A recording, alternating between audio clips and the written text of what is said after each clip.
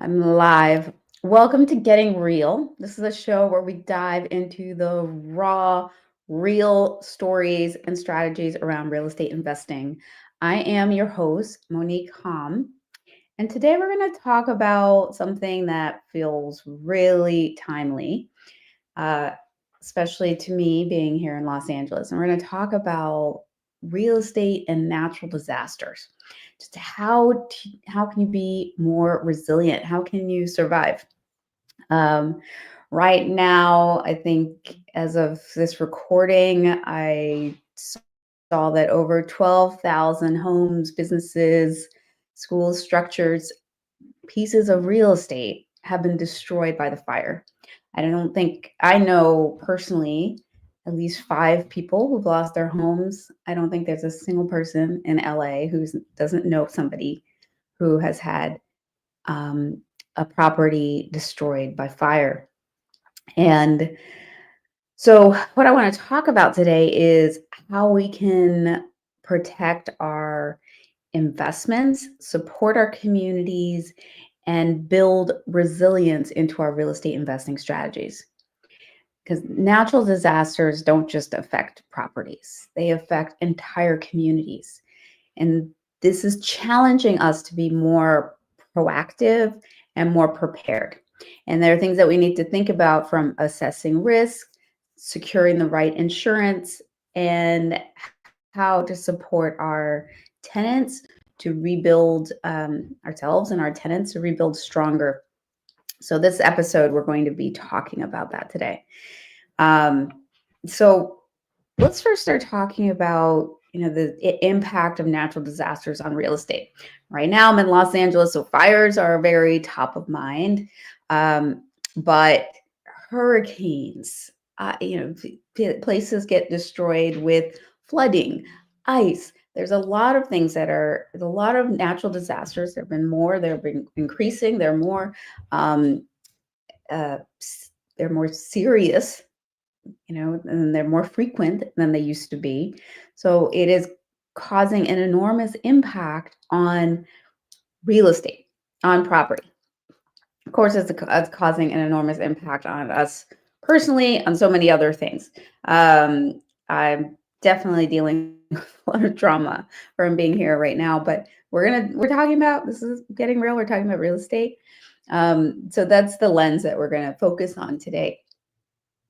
It's interesting because when I was in law school, or a few years ago, I'm older than I look, I think. So I was in law school back in the late 90s, and I took a class in I went to Columbia Law, and I took a class in the business school. It was about business and law. And we had to do a project, write a report on the intersection of business with legal policies, and how different businesses were trying to work on law and policies.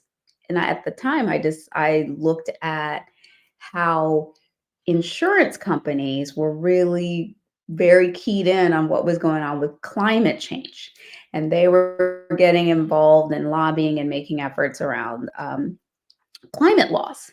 And I thought, oh, that's interesting, but I guess that makes sense because insurance affects them. And it really does. It's actually there's an insurance epidemic here in California and Florida and different states, because the losses are so severe. A lot of insurance companies are pulling out, and this is a problem.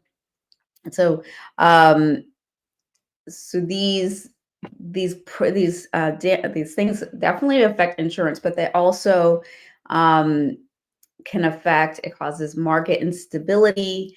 Um, in disaster-prone areas, property values will shift. Sometimes they go up. Sometimes, with a lack of supply, they go up. Sometimes it goes down. I know in California, after the big earthquake in Northridge, people fled out of the state, and property values went down quite a bit.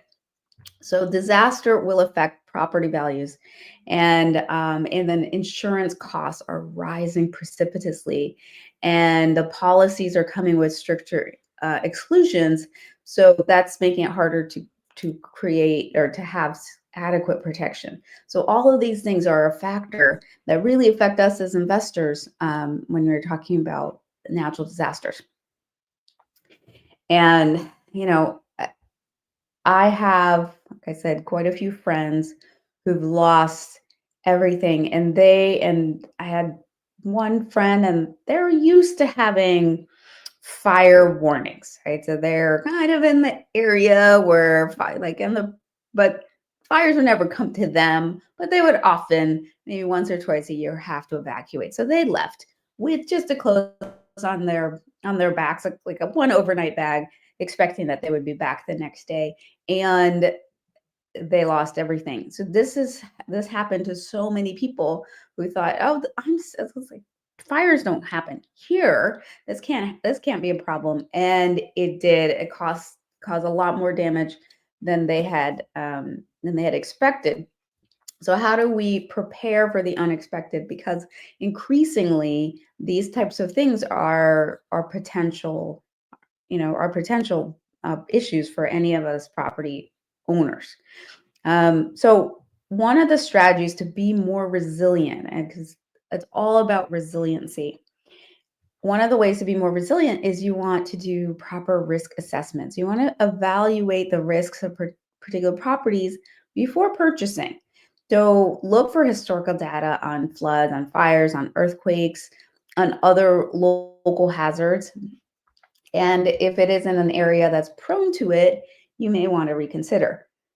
Now, that being said, the fires have affected places that no one had never been affected before. So that, life can happen to us. Life does happen to us.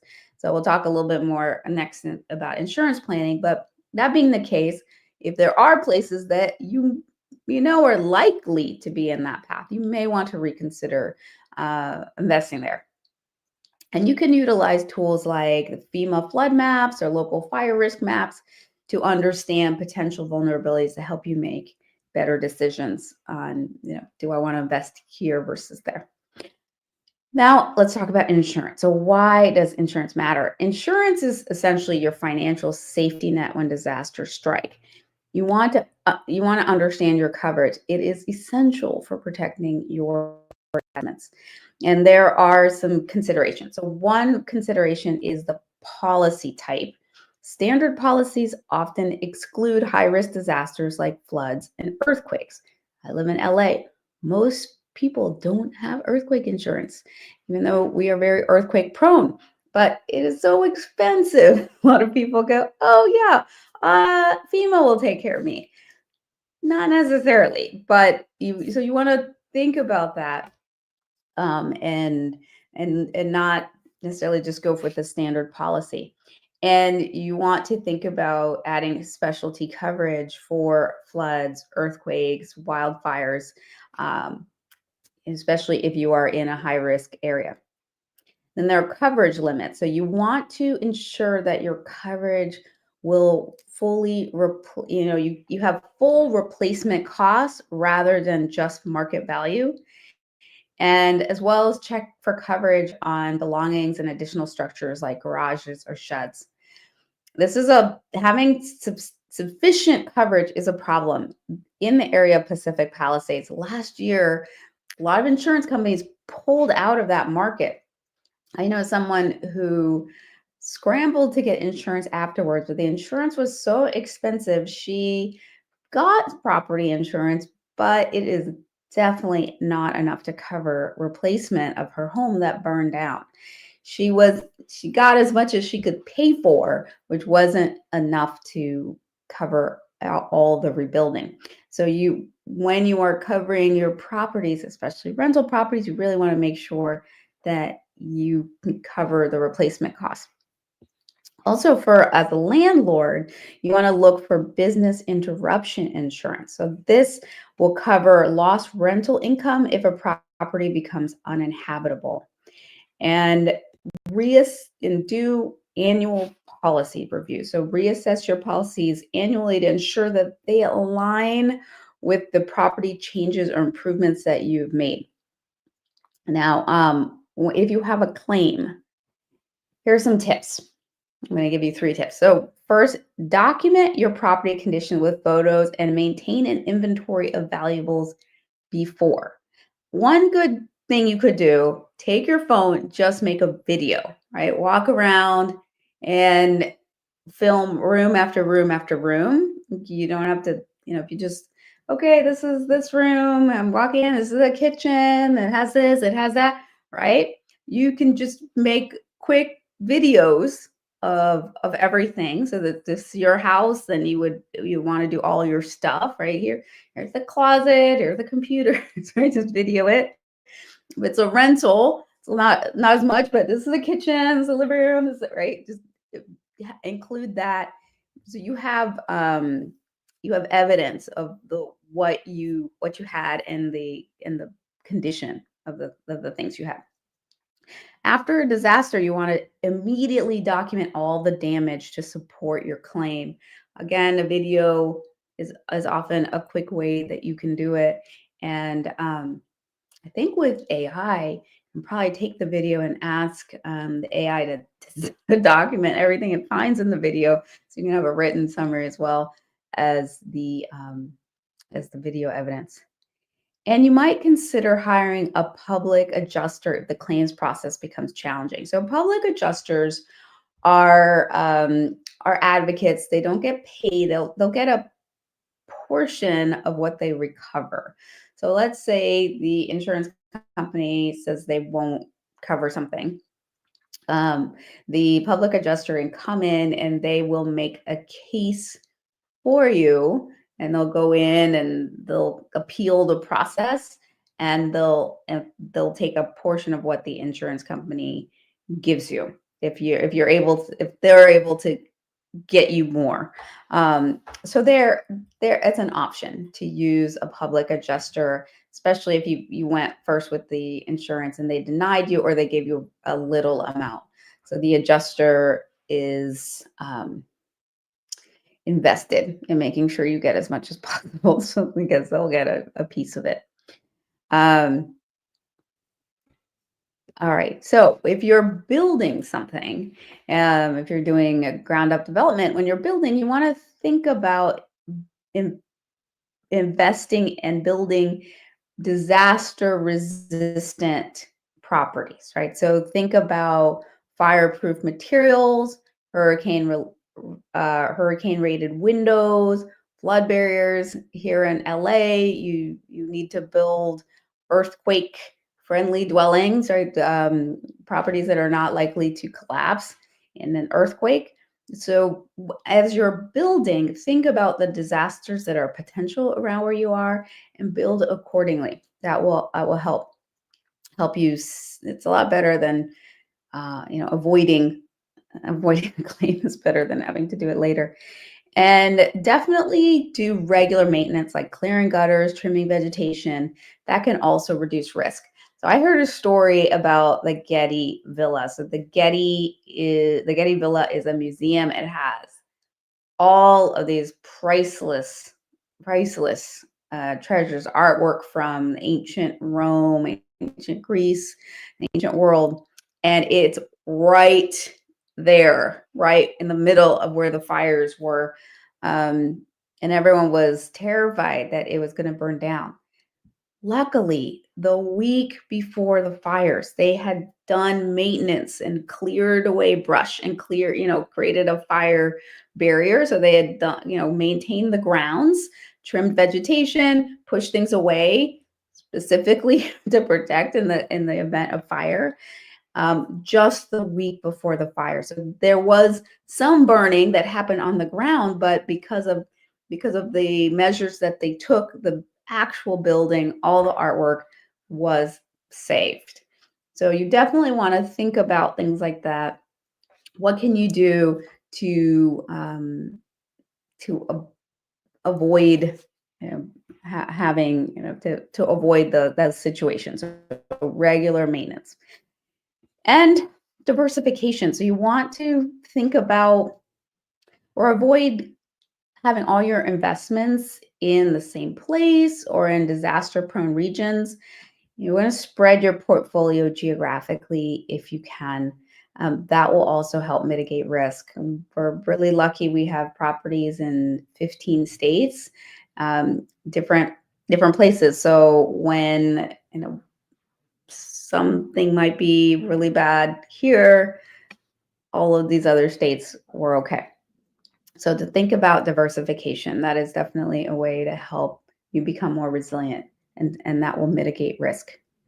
Okay, so all of that is that falls under how can we mitigate risk and be more strategic and resilient.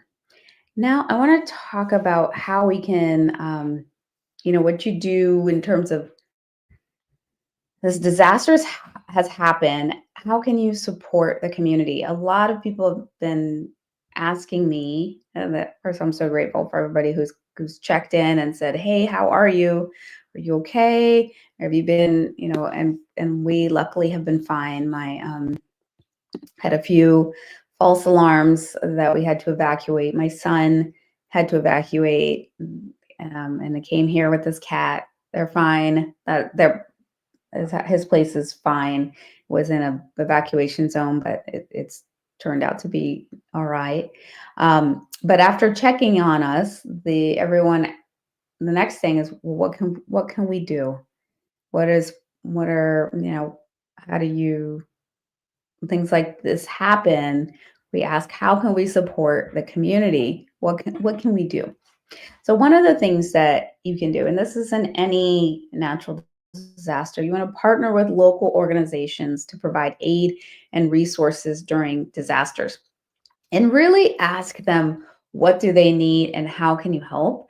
And you want to do it in a way that is helpful.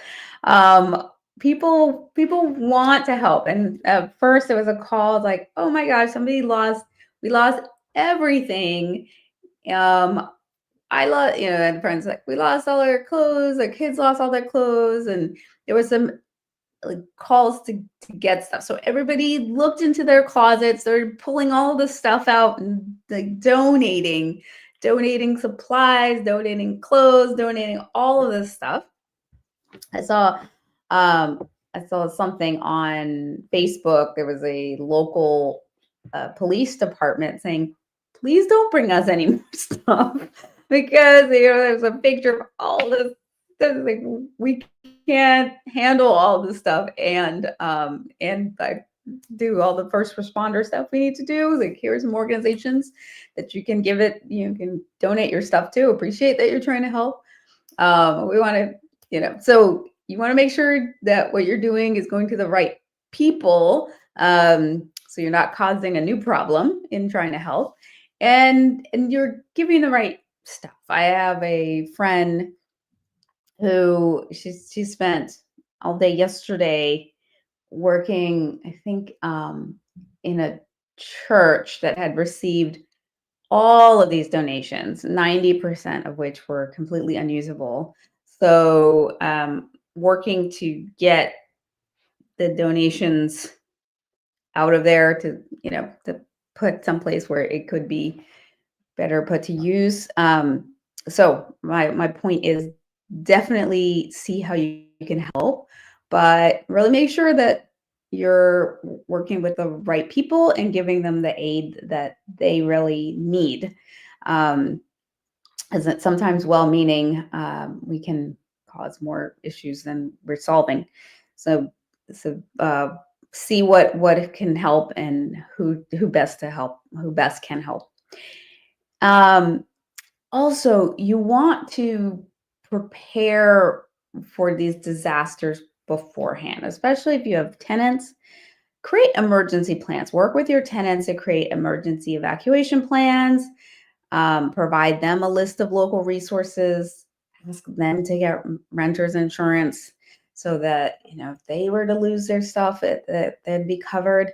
So you want to have these contingencies in place before the problem happens.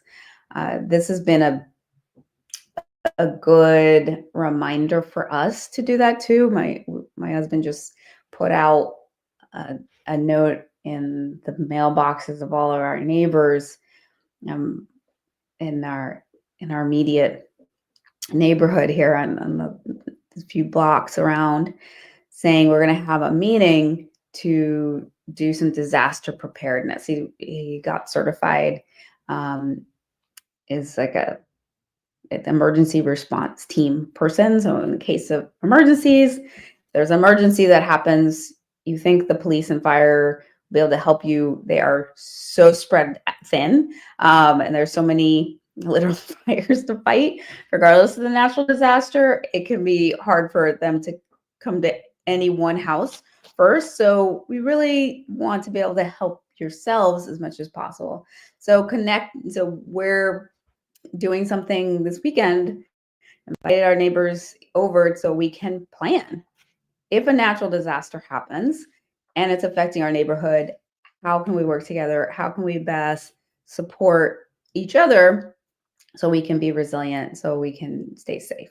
So these are things that you want to think about, early on.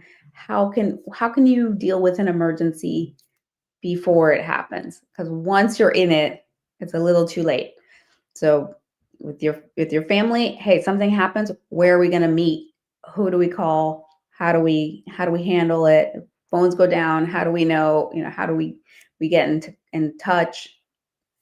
Things like that you want to be able to think about and have a similar conversation with your tenants so that there's an emergency, they know what to do.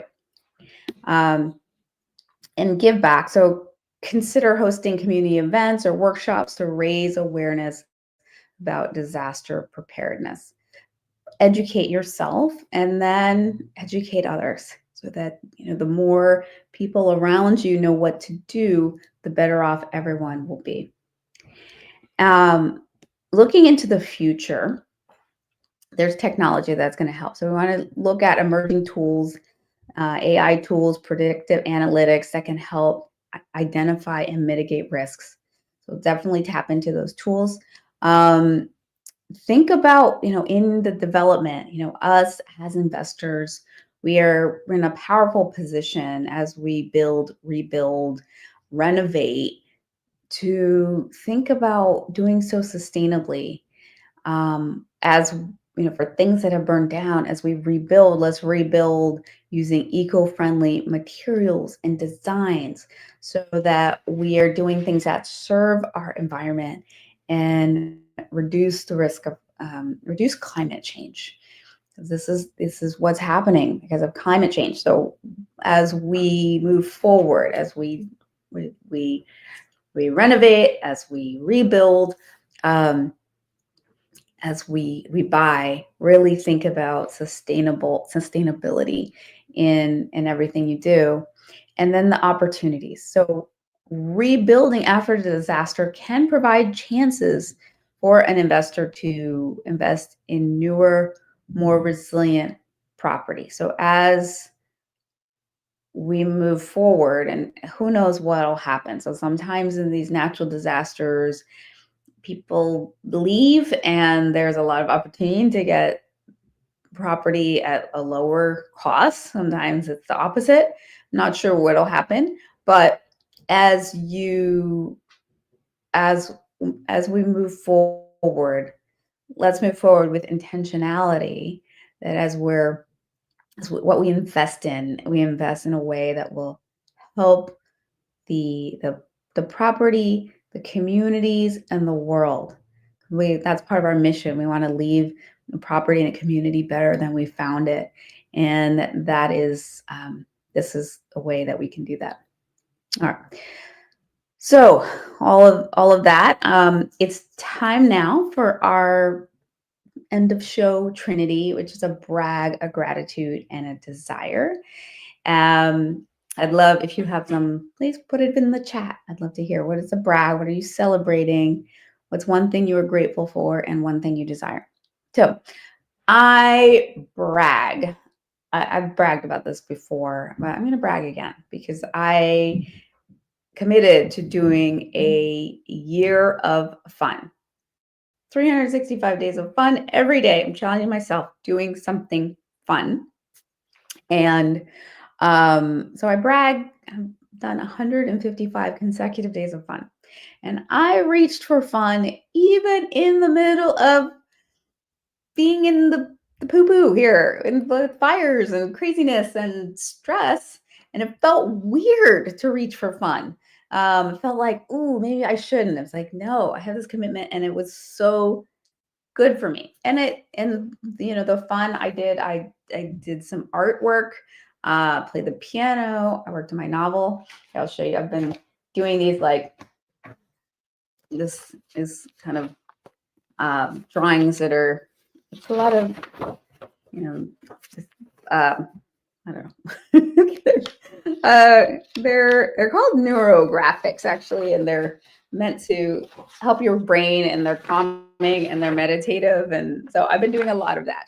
And so that I was reaching for fun. I pulled out a jigsaw puzzle. I was reaching for fun. So every day, um, I had fun. So I'm proud of that, and of having fun and continuing and maintaining my challenge. Um, and interestingly enough, this is an aside, but I was listening to um, this interview with Barbara Corcoran, and it was on a Diary of a CEO, and she was asked about her success, like what did she attribute her success to? Right, the number one thing, and the number one thing she said was fun. She works to make everything fun. It's really important that there's fun in the office. Fun. She gives silly fun. You should have a party where it's like everyone has to dress like a nun. Silly, ridiculous fun. So I'm like, I need to have a nun party. Sounds great. Anyway, so I brag that I've been doing fun just like Barbara Corcoran. And that's cool. So, and I'm grateful, I'm deeply grateful to